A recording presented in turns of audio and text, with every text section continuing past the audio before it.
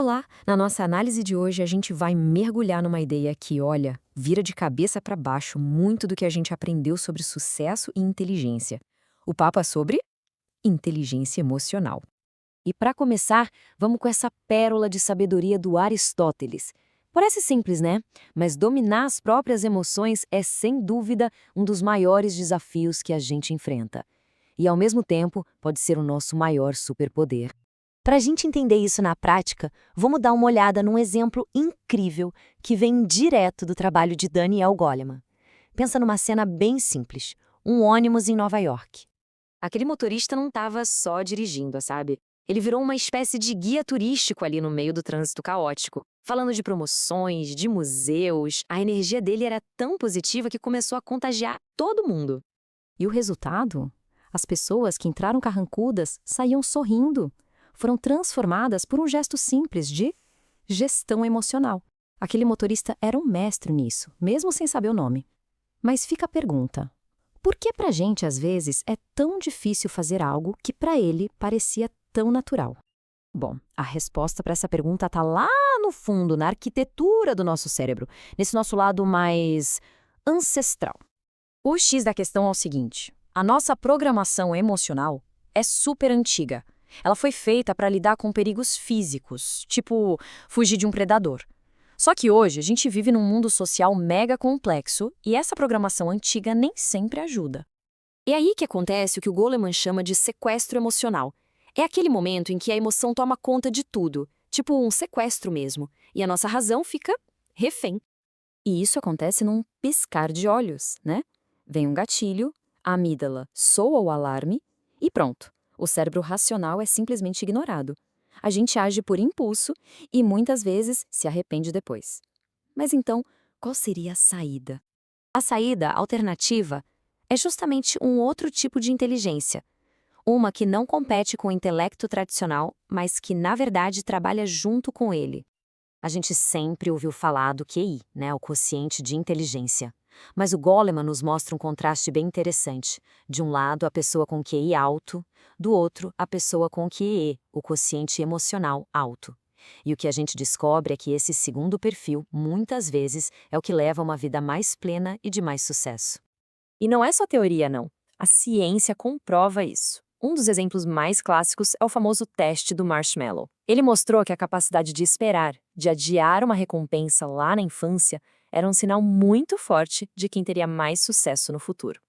E tem mais. Um outro estudo que durou, pasmem, 40 anos, chegou à mesma conclusão. O que realmente fazia diferença na vida das pessoas não era o QI puro, eram as habilidades de lidar com frustração, controlar emoções, enfim, se dar bem com os outros. Tudo isso faz sentido quando a gente olha para a biologia. A verdade é que o nosso cérebro tem basicamente duas mentes. Elas são diferentes, mas estão totalmente conectadas. Olha só que caso interessante, o do paciente Elliot, estudado pelo neurologista Antônio Damasio. Depois de uma cirurgia, o QI dele continuou intacto, perfeito, mas ele perdeu a conexão com as emoções. E a vida dele virou um caos. Ele simplesmente não conseguia tomar boas decisões. A conclusão do Damasio foi revolucionária. A razão não funciona sozinha. Os sentimentos são como uma bússola que aponta a direção certa. Sem o cérebro emocional, a nossa lógica, por mais afiada que seja, fica completamente perdida. E quando essa inteligência emocional falta? Bom, aí o preço pode ser bem alto. A gente vai ver agora o estrago que a falta de QE pode fazer, tanto na vida pessoal quanto profissional. Para ilustrar isso, vamos a uma história trágica, a do piloto Melbourne McBroom.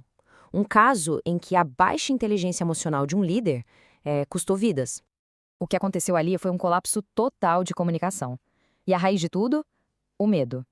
A tripulação via o combustível acabando, mas tinha tanto pavor das explosões de raiva do capitão que ninguém teve coragem de falar nada. O avião caiu, 10 pessoas morreram, tudo porque a tripulação ficou paralisada pelo medo de dar uma má notícia.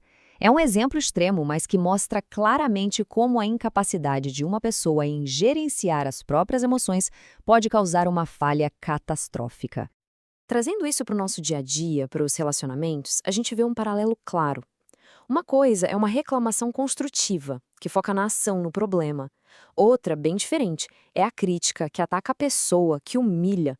E isso, claro, vai envenenando a relação. Mas vamos para a parte boa, a mais esperançosa de todas nessa história. A grande mensagem do Goleman é que, diferente do QI, que é mais ou menos fixo, a inteligência emocional a gente pode aprender. E a solução, claro, começa na educação. Já existem escolas pioneiras que estão colocando as habilidades sociais e emocionais no currículo no mesmo patamar de importância de matemática e português. Elas estão dando às crianças as ferramentas para cuidarem do seu mundo interior. Uma das técnicas ensinadas é super simples, mas muito poderosa: o método do semáforo. É fácil de entender. Luz vermelha, pare, respire fundo, pense antes de agir. Luz amarela, entenda o problema, pense em várias soluções. E a luz verde, vá em frente e coloque o melhor plano em prática. E isso tudo nos deixa com uma reflexão final, que é quase uma provocação, né? Se a gente se esforça tanto para ensinar a ler, a escrever, a fazer contas, por que não dar a mesma importância para as habilidades que são, no fundo, essenciais para a própria vida? Talvez a educação mais importante de todas seja essa, a que ensina a gente a se entender por dentro e a se conectar com quem está do lado de fora.